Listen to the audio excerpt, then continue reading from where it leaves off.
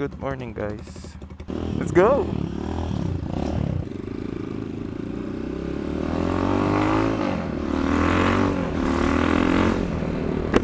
Good morning, guys. Hindi na tayo nakapag-intro kanina kasi hindi ko pa naayos yung camera natin.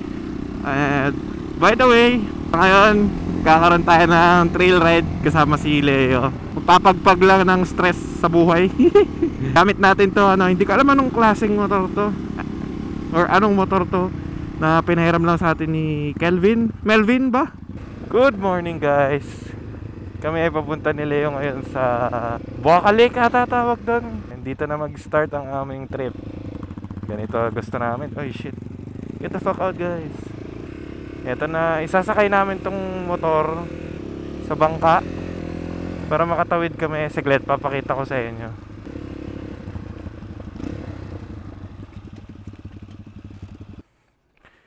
So sasakay kami dyan sa bangka, guys.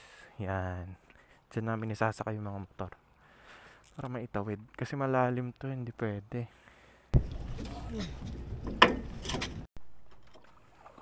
Yan. Yan. Thank you, kuya. Kakasakay lang ng mga motor namin, guys. Oh yeah.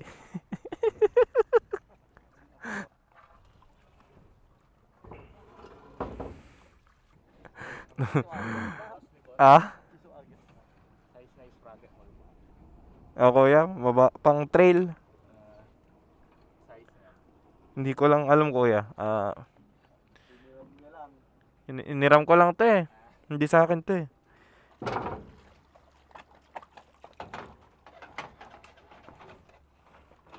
Tingnan natin kung paano ibababa yung motor ko. Okay. We're good. Let's go. Nasa kanya yung bahid ko, kuya, no? Thank you.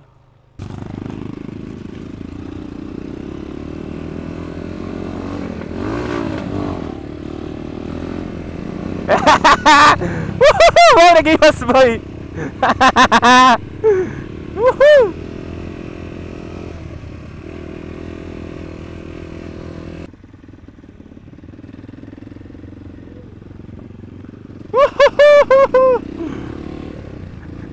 What a good morning na naman, guys. Start na namin. Malapit lang siguro yun. Sana hindi rin ganun kahirap yung daan. Gago ka sa ate, boy. Oh my god.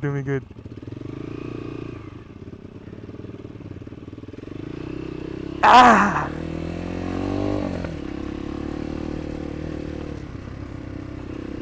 Okay. Ha?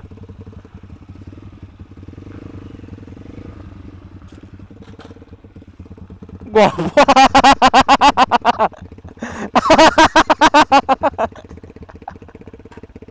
O dito pa yung nakapaan, natumbakan po. Si Leo umiiwas, ako hindi. Tayo na tilamsik sa likod yan.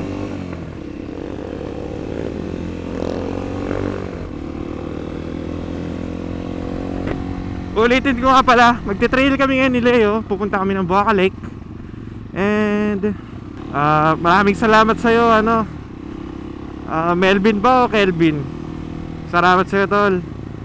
Bigla ang hiram nga lang to eh, kung tutusin. As in, parang pumunta lang ako dun para lang kunin to. Ang dapat kasi si Kuya Frank ang hiraman ko ng enduro bike. Kaso di ko sure kung anong problema sa bike niya or what, kung may problema ba. Tapos pumunta kami doon kila Kelvin ata o Melvin. Tapos ayun, nag-volunteer siya para ipahiram sa akin tong bike na to. Eh syempre kako, bakit ka na tatanggi? Wala hesitation na pinahiram sa atin to. Which is sobra ako nagpapasalamat kay Kelvin, ewan, nakalimutan ko yung pangalan niya. Oh my god, look at this place. Diba? Naalala ko hindi nga pala pwede i-banking itong motor na to.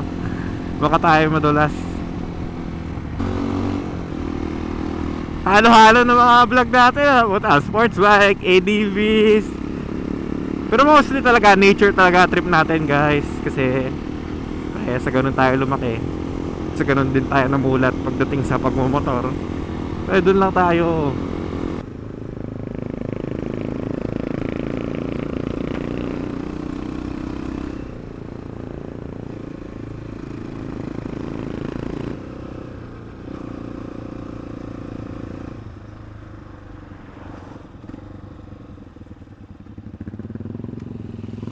Wait. Ito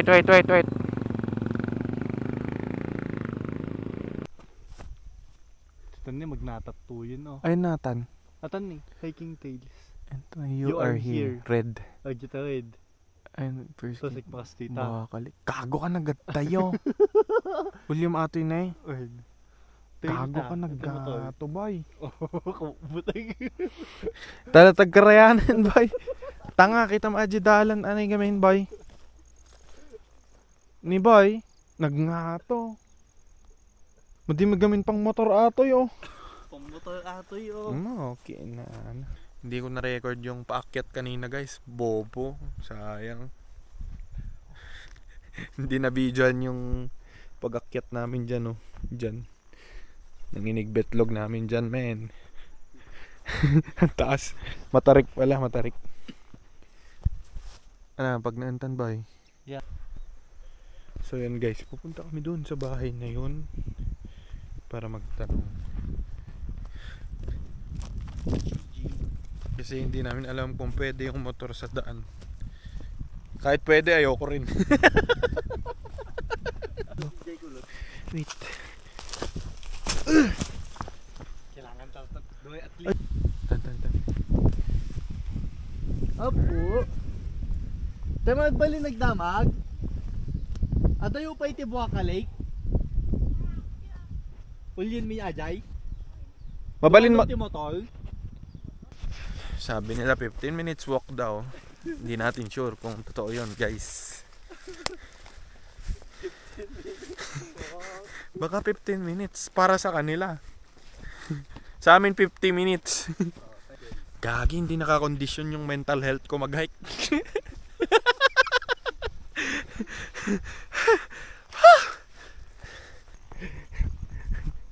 Kakatapos lang namin magpicture. Pagtingin namin dito, nagtambay yung motor niya. Uy, tulungan ako na. Nagtangamata ngayon ito. Wait. Agat gasin, oh.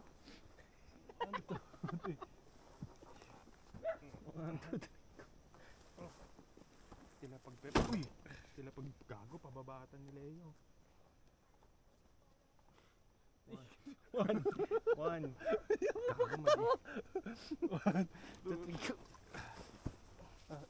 Doon mo. Natukol man ang signal kaon. Nangina solid ah. Tininin! Gapo ah. Bobo. So ayun guys, pornadang trail natin for today sa Buaka Lake. Baka na kung yan yung dadaanan, nakakatakot. Pwede naman, kaso eng-eng kami parehas ni Leo eh. Buti sana kung may kasama kaming magaling. Kami nagmamagaling lang.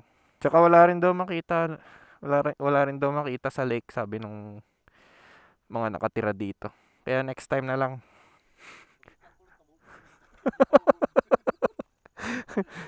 Nakita mo rupang mit eh. Da?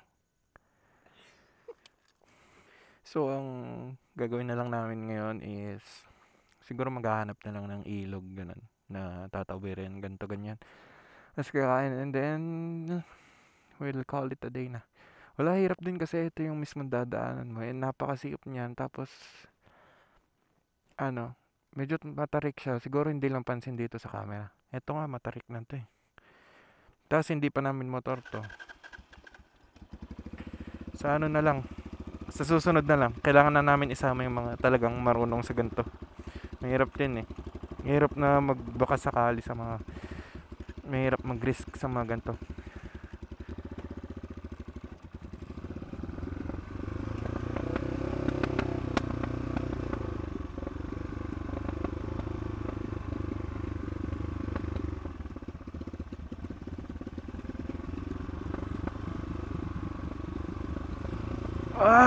Shit.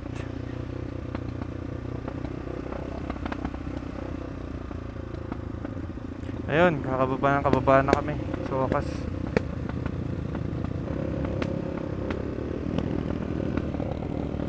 Isa pa, hindi sa amin tong motor. I mean, kay Leo, motor niya yan. Ako hindi. Ayoko naman, kahit naman sinabi nung may-ari na, I mean, gano'n naman pag enduro bike, diba? Like, okay lang na matumba, ganito, ganyan. Pero syempre, diba? Nanghiram lang naman ako eh. Ayoko naman na hindi naman porke sinabi ng may-ari eh, okay lang. Mas maganda kung meron na lang sila, yung may-ari, tapos may mga kasama kaming marunong din.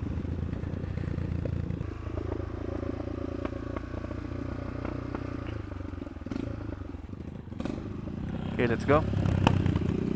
Etong dinadaanan namin ngayon, hindi ko nakuhanan yung pataas kanina.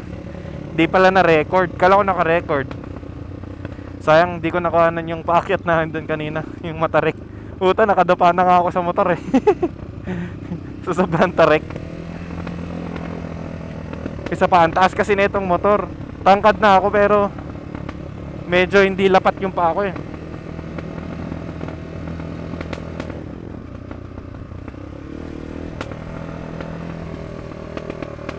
Oh my god, let's go.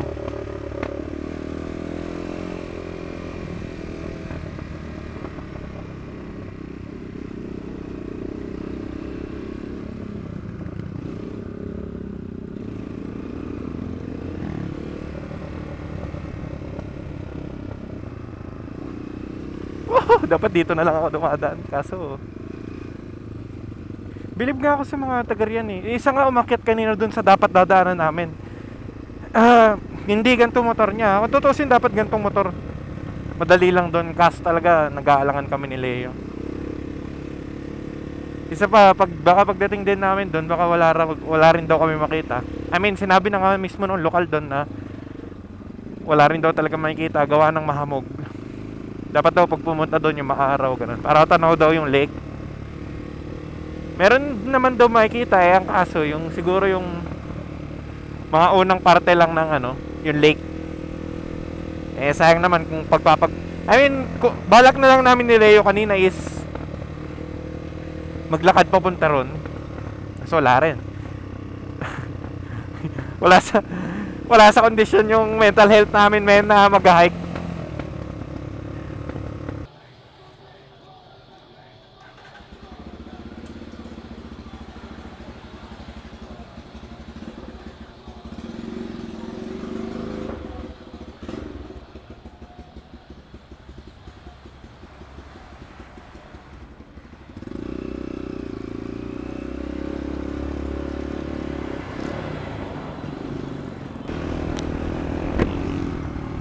So yun guys, kakatapos natin ipalinis tong motor. Syempre hiniram natin, kailangan bumalik ng malinis na may-ari to.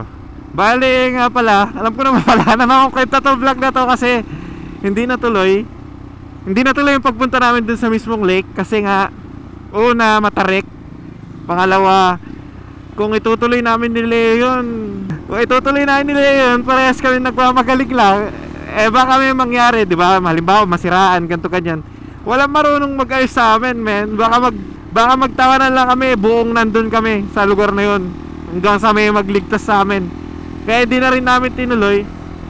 Isa pa, yung mga taga ron, yung mga lokal doon, sinabihan kami na kaya naman siya ng motor, kaso medyo mahirap. Pero since nakaganto naman tayong motor, diba? Why not? Pero hindi pa rin namin tinuloy kasi kita nyo naman mahamog. Tuloy na namin yun, babalikan na lang namin na may kasama na kami. Para kung sakali man, diba? Worst case, diba? May kasama kaming marunong. Tsaka panigurado pag babalik kami doon, camp na lang para sulit yung pagpunta, hindi yung kakain lang ganun. Sinabi ko kay Leo na hirap din i-risk dahil di sa akin tong motor. Kahit alam ko naman, I mean, kahit sinabi ng may-ari na okay lang na mabalibag ganito kanya, kasi kumbaga yun naman yung purpose na itong motor na to eh, yung Yung ganon, yung may balibag, may ganto ganyan. Trail bike nga eh, enduro bike. Pero syempre, hindi sa akin yun. Hindi sa akin to. Mas maganda kung meron na lang kasama namin yung may-ari para, di ba, goods lang. And ayun, bali papunta na ako ngayon doon kila, hindi ko pa rin alam yung pangalan niya hanggang ngayon. Kay Kelvin ba? Melvin? Basta yun, babalik ko na to sa kanya. Then uwi na rin ako. Next time na lang ulit, babawi tayo sa vlog na to. Sa vlog papunta ron sa ano pala, Buaca Lake.